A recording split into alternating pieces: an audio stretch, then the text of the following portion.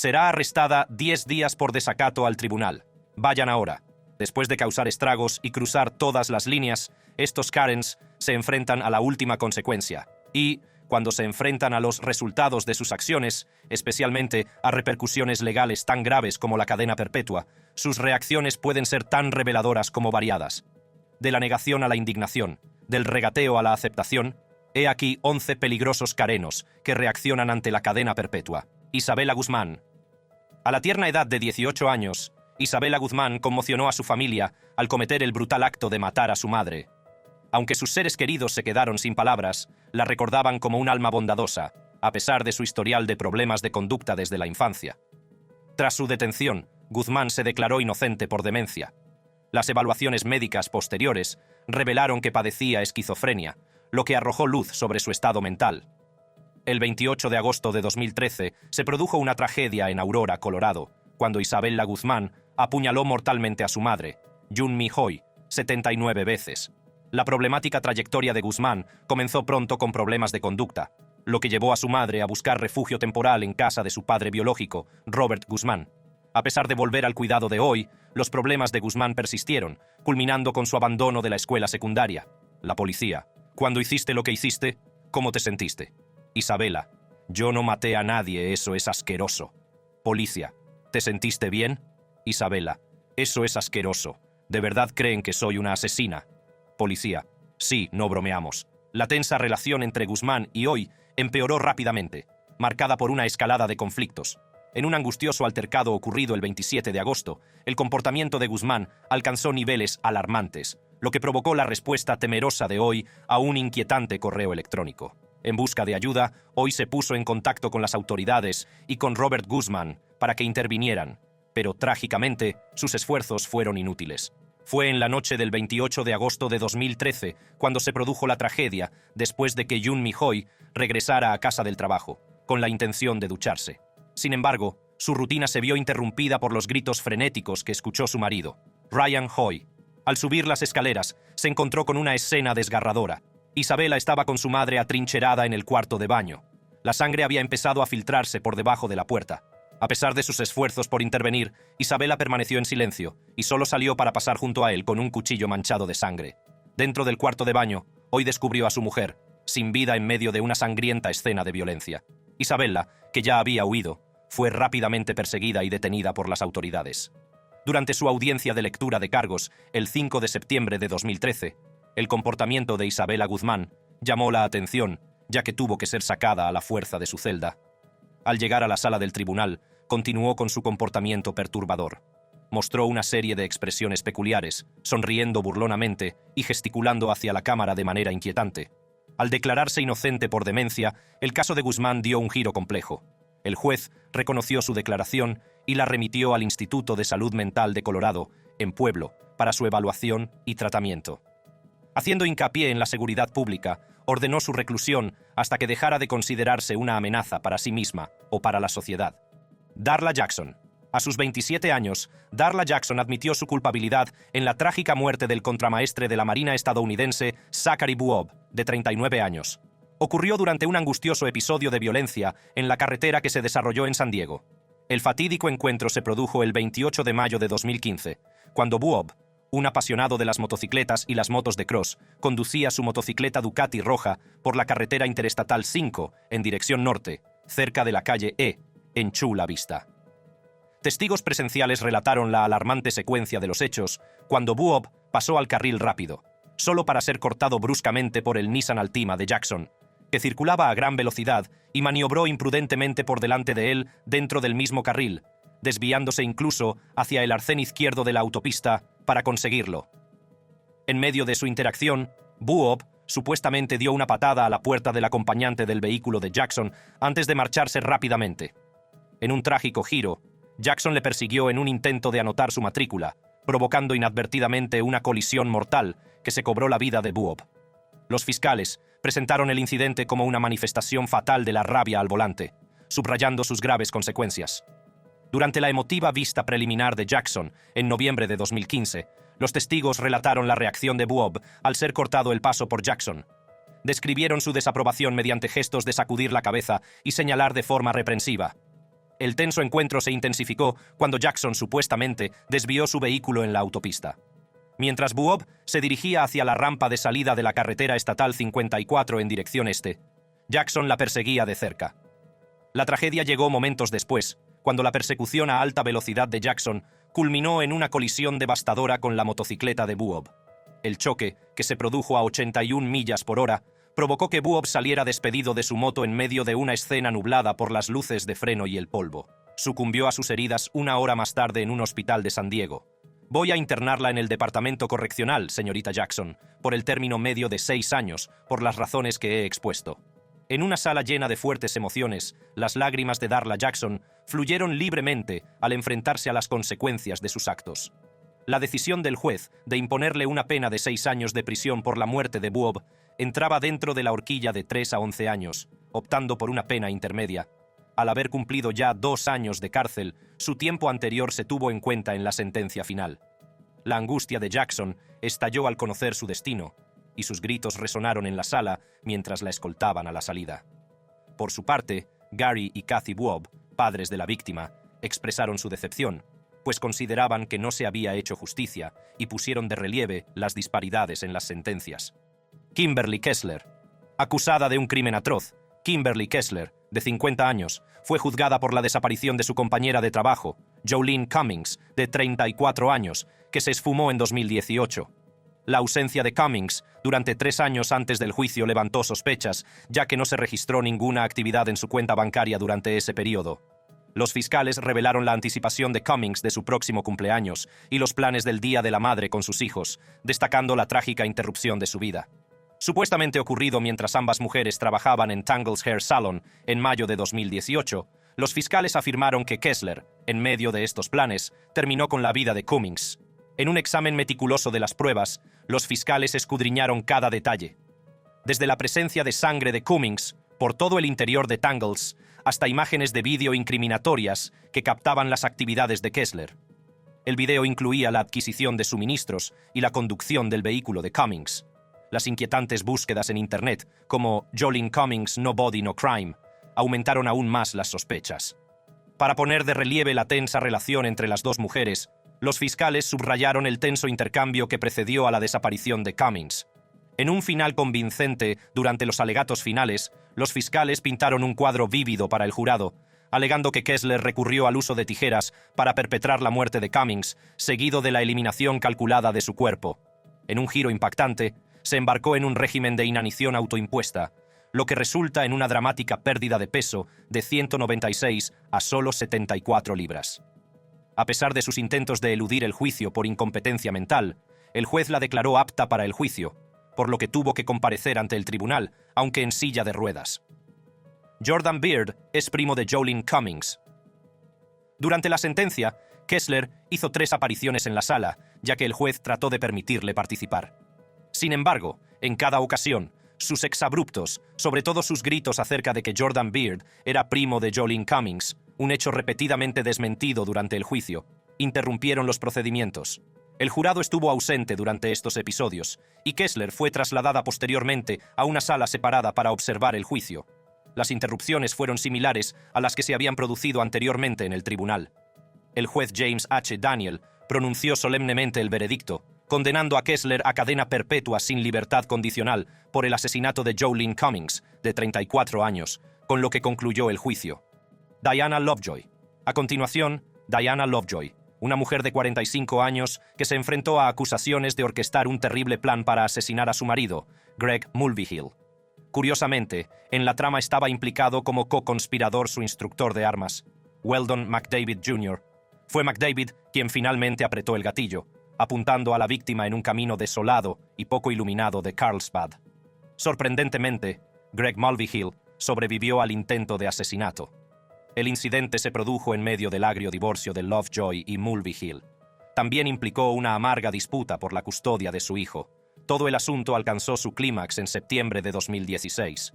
La fiscal adjunta Jody Breton sostuvo que Lovejoy manipuló a McDavid con historias inventadas de abuso para ejecutar el tiroteo. Tras su separación en el verano de 2014, Diana Lovejoy realizó desgarradoras denuncias contra su marido, acusándole de abusos sexuales, dirigidos tanto a ella como a su hijo pequeño. Inicialmente, el Tribunal de Familia decretó visitas supervisadas para él. Sin embargo, investigaciones posteriores desmintieron estas afirmaciones, concediendo a Greg Mulvihill la custodia compartida. Resultó que las acusaciones de Lovejoy eran infundadas, orquestadas únicamente para manipular la situación a su favor. Avanzando rápidamente hasta el verano de 2016, tras una prolongada batalla legal, Lovejoy y Mulvihill llegaron a un acuerdo, la custodia compartida de su hijo de entonces 3 años, junto con el acuerdo de Lovejoy a un acuerdo de $120,000. Sin embargo, la tranquilidad se rompió en la ominosa noche del 1 de septiembre de 2016, cuando Mulvihill cayó víctima de una herida de bala en un sendero aislado de la Avenida Soledad, cerca de Rancho Santa Fe Road, en Carlsbad, atraído a la oscuridad en circunstancias nefastas. Meses antes del trágico suceso, la relación entre Lovejoy y McDavid había comenzado.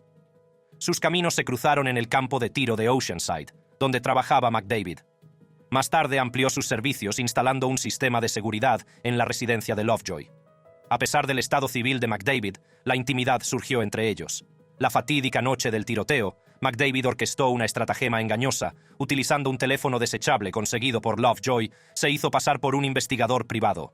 Engañosamente atrajo a Mulvihill, prometiéndole pruebas de abuso a lo largo de un camino desolado de la Avenida Soledad. Este relato inventado, destinado a incriminar a Mulvihill, se desarrolló bajo el manto de la oscuridad. Cuando Mulvihill, acompañado de un amigo, se acercó cautelosamente al lugar designado, su vigilancia no pudo protegerles de la traicionera emboscada orquestada por McDavid. Estaba camuflado entre las sombras, preparado para ejecutar su plan mortal. El fiscal, que describió a McDavid como un tirador experto, afirmó que había apretado el gatillo con intención y lo presentó como un asesino a sueldo. Durante todo el juicio, Diana mantuvo un semblante estoico. No mostró ningún atisbo de emoción, ni siquiera cuando su exmarido relató los angustiosos acontecimientos que condujeron al presunto intento de asesinato. La inexplicable naturaleza de su reacción confundió a los investigadores. Los detectives empezaron a sospechar de su reacción aparentemente inapropiada, riéndose entre dientes, ante la noticia de que el padre de su hijo había sido tiroteado y hospitalizado. Sin embargo, el comportamiento de Diana cambió radicalmente al recibir su condena de 26 años a cadena perpetua. Al principio, la incredulidad se reflejó en su rostro, que rápidamente fue sustituido por la devastación cuando se desplomó en su silla, lo que provocó llamadas frenéticas de ayuda de su abogado. Zahara Tabriz Fakir. Zahara Tabriz Fakir, de 32 años, se enfrenta a cargos por el asesinato en primer grado de Jerry Wheeler, de 66 años. Este espeluznante incidente se desarrolla cuando Zahara entra por la fuerza en la casa de Jerry, un hombre de negocios, marido, padre y abuelo. El encuentro se convierte en un violento ataque que acaba trágicamente con la vida de Jerry. Afortunadamente, las fuerzas del orden consiguieron localizar y detener a Zahara Fakir aproximadamente un mes después de la comisión del crimen. El brutal acto de Zahara Fakir arrebató a la comunidad una figura muy querida. Jerry Wheeler, venerado como piedra angular diligente de la comunidad del condado de Douglas, fue víctima de la violencia sin sentido de Fakir. Mientras preparaba la cena, la tranquila rutina de Wheeler se vio truncada por la agresión mortal de Fakir. Wheeler, de 66 años, presidía Lee Road Auto Service, pero su ausencia provocó la preocupación de su hijo, ayudante del sheriff del condado de Douglas, que descubrió el cuerpo sin vida de Wheeler. Como la esposa de Wheeler estaba de viaje, este se quedó solo preparando la cena cuando sobrevino la tragedia. El persistente aroma de los grelos, sin tocar, saludó a los investigadores cuando llegaron, pero fue la extraña actitud y discurso de Zahara Fakir ante el tribunal lo que pondría la guinda al pastel. Durante su comparecencia inicial ante el tribunal, Fakir hizo una declaración sorprendente sobre su representación legal. Afirmó audazmente que Alá sería su abogado, prometiendo castigo por las injusticias que percibía. Juez: ¿tiene usted un abogado? Zahara: Alá es mi abogado en este momento. Está hablando a través de mí. Juez: ¿vas a conseguir un abogado? Zahara: Alá es mi abogado ahora mismo, y si no me liberas, Alá se vengará de ti, como hizo en 2009 cuando envió esa inundación. Solo va a ir a peor. Sin embargo, los acontecimientos entraron en una espiral descendente cuando Fakir se encontró con la cobertura de su caso en las noticias locales. En un arrebato de ira, los denunció como el canal de noticias de los reptiles Illuminati, revelando su creciente hostilidad hacia el escrutinio de los medios. Fox 5, ¿en serio? ¿El canal de noticias de los reptiles Illuminati? ¿En serio? Condenada por cargos de asesinato, robo a mano armada y allanamiento de morada, Zahara Tabriz Fakir de 33 años y residente del condado de Douglas, se enfrentó a las consecuencias de sus atroces acciones.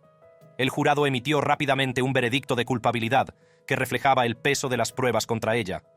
El crimen de Fakir, el apuñalamiento mortal de su vecino durante la preparación de la cena, merecía una condena a cadena perpetua sin posibilidad de libertad condicional. El precipitado resultado del juicio sirvió como destello de justicia, garantizando la rendición de cuentas por la trágica pérdida de Jerry Wheeler. Gracias a las acciones decisivas del tribunal, se concedió a la afligida comunidad un cierre y una semblanza de consuelo. Kamia Gamet. Condenada por asesinato en primer grado, Kamia Gamet se enfrentó a la justicia por la brutal muerte de su novio de 38 años, Marcel Hill. Su vida terminó trágicamente, sucumbiendo a una feroz embestida de golpes y numerosas puñaladas. Descrito como uno de los asesinatos más horribles y a sangre fría presenciados en el condado en los últimos tiempos, los detalles del crimen fueron desgarradores. El uso por parte de Gamet de un cuchillo de filetear, unido a las 11 implacables puñaladas, dejó a Hill ensangrentado y cortado como un pez eviscerado. En la sala del tribunal, Kamia Gamet y su abogado, Anthony Raduazo, sostuvieron que las acciones de Gamet se basaron en la defensa propia, describiendo un escenario desgarrador de enfrentarse a un agresor no identificado en la oscuridad. Gamet relató el aterrador momento en que se despertó y vio llover fragmentos de cristal, y afirmó que contraatacó instintivamente hasta que cesó la amenaza. La fiscal adjunta Katy Resmierski, sin embargo, presentó un relato diferente, alegando premeditación e intención calculada tras las acciones de Gamet. El testimonio reveló que Hill sufrió 11 puñaladas, agravadas por anteriores actos de violencia que ella había cometido contra él. Al jurado se le mostró un arsenal de armas utilizadas en el ataque: una lámpara de pie rota y ensangrentada, un cuchillo y una sartén retorcida. Resmierski subrayó además la marcada discrepancia en las lesiones entre Gamet y Hill, haciendo hincapié en la gravedad de su sufrimiento. Aún así, mientras los miembros de la familia hablaban, ella solo ponía los ojos en blanco y se reía. Su incapacidad o falta de voluntad para mantener la compostura contrastaba con la gravedad de los cargos que se le imputaban. En la sala, la tensión flotaba en el aire, exacerbada por la evidente falta de remordimiento de Gamut.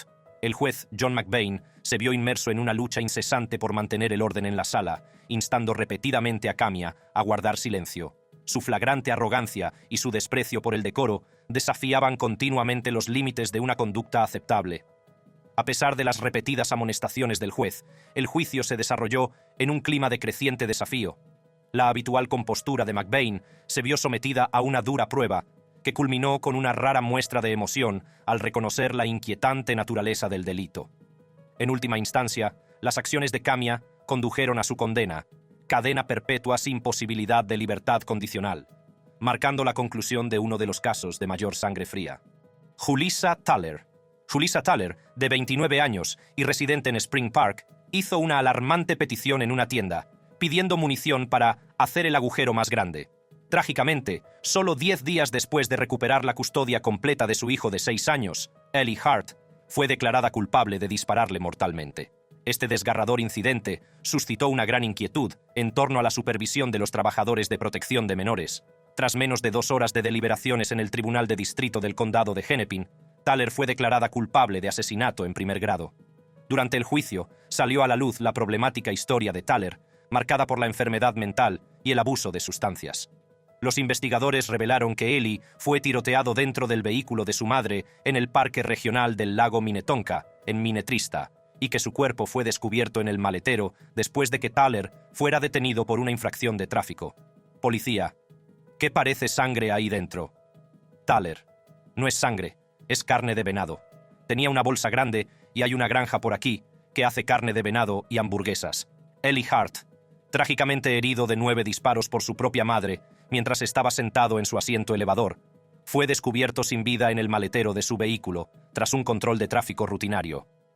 En una sombría serie de acontecimientos, ella manipuló las pruebas, engañó a las fuerzas del orden e intentó huir del lugar. Durante las conclusiones del juicio, el abogado defensor de Thaler, Brian Leary, admitió su implicación en la muerte del niño, pero negó su papel directo en el tiroteo. A pesar de su silencio en el estrado y de la ausencia de testigos de la defensa, el fiscal adjunto del condado de Hennepin, Dan Allard, presentó pruebas convincentes, en particular registros de teléfonos móviles que vinculaban a Thaler con las escenas del crimen. Planteó motivos que iban desde beneficios económicos a través de pólizas de seguros hasta problemas de salud mental y la tensión de las batallas por la custodia. Allard hizo hincapié en los hallazgos forenses condenatorios, como el ADN del niño en la persona y la ropa de Thaler, cuestionando su declaración de inocencia. Le preguntó por qué no alertó a las autoridades cuando la pararon y optó por el silencio en lugar de denunciar el terrible incidente. Juez. Señorita Thaler tiene derecho a hablar esta mañana si lo desea. Usted no tiene ninguna obligación de hablar, pero si desea optar por hablar ahora es el momento. Hágalo. Thaler. Sí, me gustaría decir algo. Juez. Adelante. Thaler. Soy inocente. Que os jodan a todos, sois basura. Entonces, un momento crucial se desarrolló cuando Julissa Thaler aprovechó la oportunidad para dirigirse a la corte. Su inesperado arrebato dejó atónitos a los asistentes, ya que afirmó vehementemente su inocencia y profirió blasfemias contra el tribunal y los espectadores. En Minnesota, la condena por asesinato en primer grado conlleva invariablemente la cadena perpetua sin libertad condicional, una formalidad legal, que es lo que le tocó a Thaler, que pasaría el resto de su vida entre rejas. Taylor Schabusiness. La siguiente Karen llevó la truculencia y el mal comportamiento en los tribunales a otro nivel. Taylor Schabusiness, de 25 años, casada y madre de un hijo, se enfrentaba a la justicia con una condena por 3 graves cargos de homicidio intencionado en primer grado, mutilación de un cadáver y agresión sexual en tercer grado en relación con la trágica muerte de Chad Tyrion, de 24 años, en septiembre de 2022.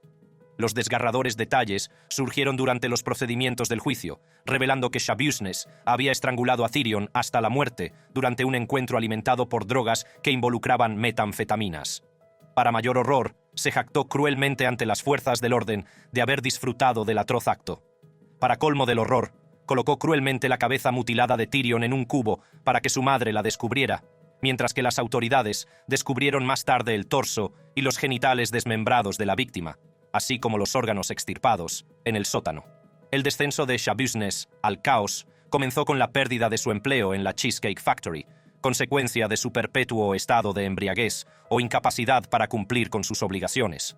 Sus problemas de abuso de sustancias empeoraron, agravados por un complejo historial médico que incluía trastorno bipolar, trastorno del espectro esquizoafectivo, trastorno de estrés postraumático, trastorno depresivo mayor y trastorno por déficit de atención con hiperactividad no tratado.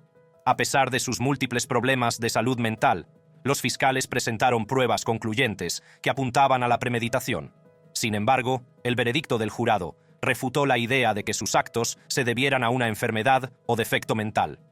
Durante su sentencia, la asesina condenada fue escoltada a la sala del tribunal con un guardia antiescupitajos, una medida de precaución instituida tras anteriores arrebatos violentos dirigidos a su propio abogado. El incidente más turbio ocurrió cuando agredió físicamente a su abogado defensor, lo que motivó la petición de este de retrasar el juicio para que un experto evaluara su competencia para ser juzgada. Este altercado se desarrolló públicamente en la sala del tribunal, poniendo de manifiesto lo terrible de su comportamiento. Schabusiness recibió la más severa de las penas, cadena perpetua sin posibilidad de libertad condicional. Shannon Fox Hamblin. Shannon Fox Hamblin, residente de Williamsburg, apareció en los titulares cuando compareció ante el Tribunal de Circuito del Condado de Whitley para hacer frente a violaciones de libertad condicional. Sin embargo, su presencia en el tribunal se convirtió en un desastre, ya que supuestamente interrumpió los procedimientos y agredió a un agente judicial, mostrando su notorio comportamiento conflictivo. Conocida por su temperamento volátil, Shannon tenía fama de provocar el caos allá donde iba. El incidente tuvo lugar sobre las 14:00 horas del 20 de febrero de 2017, cuando Shannon, de 42 años, se presentó ante el juez Paul Winchester para una vista de revocación de la fianza.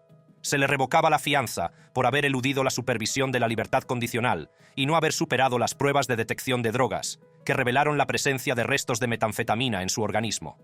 Juez. ¿Y quién la representa hoy? Shannon. Estoy representada por Jesucristo. Juez. Muy bien, entonces voy a señalar al señor Findle para que la represente hoy. Shannon. No quiero al señor Findle. Tengo ese derecho, señoría. Juez. Usted no puede elegir. Abogado. Bueno, ella puede representarse a sí misma, su señoría. Shannon. Yo sí. Jesús va a representar a través de mí. No quiero abogado. Tengo el mejor abogado. A pesar de sus fervientes objeciones, Winchester concede la moción del abogado de la Commonwealth para revocar su libertad condicional. En consecuencia, se ordena a los alguaciles que saquen a Hamblin de la sala y la pongan bajo custodia. David Engel, agente de seguridad del tribunal, interviene para restablecer el orden, pero se encuentra con el desafío de Shannon Hamblin. A pesar de los esfuerzos de Engel, el jefe de seguridad del tribunal, Brian Kirby, y el alguacil Ed Traveney fueron convocados para sofocar la escalada de la situación. Hamblin se resistió con vehemencia, insistiendo en su caso y negándose a obedecer. Proclamó en voz alta que debía dirigirse al juez, gritando que su vida estaba en juego y que prefería morir antes que ir a la cárcel. También citaba su fe inquebrantable en la protección divina de Jesús. A pesar de su ferviente resistencia, Hamblin fue finalmente sometida y sacada de la sala, aunque sus protestas resonaron por los pasillos. Posteriormente, se enfrentó a una letanía de cargos, entre ellos desacato al tribunal, agresión en segundo grado, resistencia a la autoridad, alteración del orden público en segundo grado e intoxicación pública con sustancias controladas que condujeron a su reclusión en el centro de detención del condado de Whitley. Amber Pereira. La siguiente en la lista es Amber Pereira, que abogó por la redención y buscó una segunda oportunidad para enmendar su grave error. Sin embargo, la angustia de la familia de sus víctimas resonó en la sala del tribunal, exigiendo un castigo en forma de cadena perpetua. En un momento crucial, el juez de circuito Christopher Sabella emitió su veredicto: 50 años de prisión.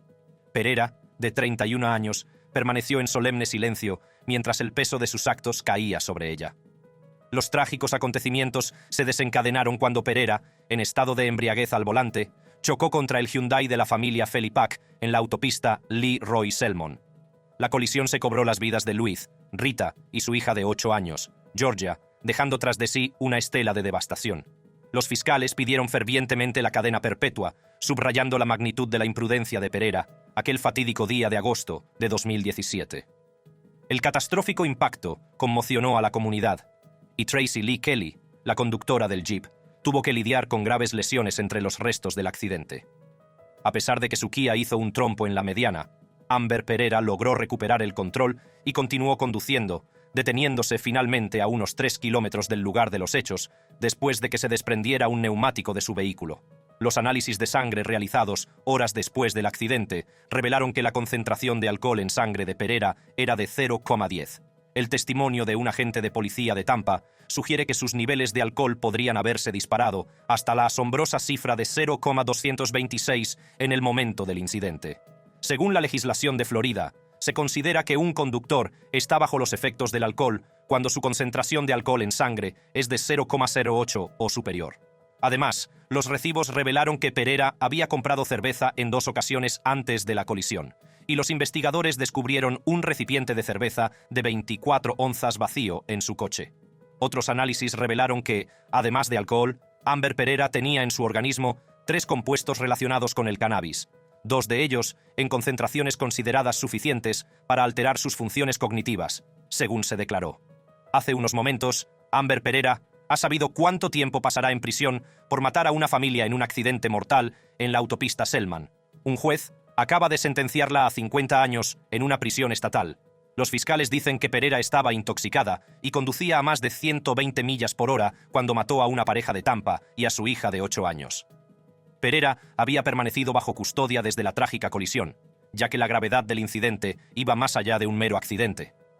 Ante la inminencia de la sentencia, Pereira, una exasistente jurídica, se sentó vestida de naranja en la cárcel, luchando a ratos con las lágrimas detrás de sus gafas de montura gruesa. Llegó el momento crucial, marcado por el solemne pronunciamiento del juez. Con semblante severo, emitió el veredicto de culpabilidad. El peso de sus transgresiones pesaba sobre ella, que se enfrentaba a una pena de 50 años de prisión. Al oír la sentencia, Pereira perdió la compostura y sus sollozos resonaron en la sala mientras hundía la cabeza en la desesperación. Lanzó una última mirada a su familia y un alguacil se la llevó. Melissa Hardwick. Nuestra última Karen debería haber llevado sus habilidades a las Olimpiadas. Melissa Hardwick se enfrentó a una cascada de nuevos cargos tras su descarada agresión a una juez en el recinto del Tribunal de Familia. La juez Jennifer Edwards presidía un caso de violencia doméstica presentado contra Hardwick por su marido. Sin embargo, el procedimiento dio un giro dramático cuando Hardwick recibió una sentencia de 10 días, lo que la incitó a catapultarse sobre el estrado en un arrebato de furia, provocando la rápida intervención de la seguridad del tribunal. Captado por las cámaras de vigilancia, el enfrentamiento se desarrolla mientras el marido de Hardwick explica los motivos de su solicitud de orden de protección. A pesar de la advertencia del juez Edwards para que desista, Hardwick persiste en su desafío, haciendo caso omiso de la directiva de permanecer en silencio bajo pena de desacato. Juez: señorita Hardwick, será considerada en desacato a este tribunal si continúa siendo disruptiva. Melissa: no me importa, no he hecho nada a este tribunal, no le he hecho nada. Juez: será arrestada por 10 días por desacato a la corte. Váyase ahora. En respuesta, el juez Edwards dictó la sentencia, provocando el salto impulsivo de Hardwick sobre el estrado.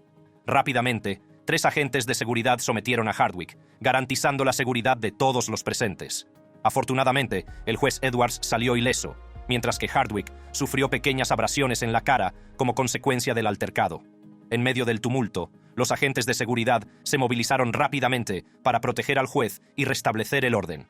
Entre ellos, Adam Dodson, agente de seguridad del tribunal, demostró un valor excepcional al interponerse entre Hardwick y la estimada jurista, arriesgando su integridad para salvaguardarla. Las imágenes de vigilancia inmortalizaron el momento en que Dodson derribó a Hardwick al suelo, y su decisiva acción evitó cualquier daño físico a la juez. En medio del caos, la lucha de Hardwick contra el agente dejó al descubierto su furia y frustración contenidas. Reflexionando sobre este suceso sin precedentes, Dodson señaló que en sus 3 años y medio de servicio nunca se había producido un incidente tan grave en la sala de vistas. Tras su explosivo arrebato en la sala, la vida de Melissa Hardwick se sumió en un oscuro abismo. El juez no perdió tiempo en abordar la gravedad de sus actos. Además de la condena inicial de 10 días por desacato al tribunal, Hardwick se enfrenta ahora a un aluvión de cargos adicionales, cada uno de los cuales proyecta una sombría sombra sobre su futuro. El principal de estos cargos es el de amenaza terrorista en 3er grado, emblemático del peligro que supuso para la seguridad del juez y el bienestar de todos los presentes. Además, Hardwick se enfrenta a otros cargos graves, lo que subraya la magnitud de sus transgresiones. Hardwick también ha sido condenada a 120 días de cárcel por desacato al tribunal como consecuencia del altercado. ¿Cuál de estas Karens crees que merecía más su condena? Cuéntanoslo en la sección de comentarios. Además, para ver más vídeos con un contenido igual de cautivador, haz clic en una de las tarjetas que aparecen ahora en tu pantalla.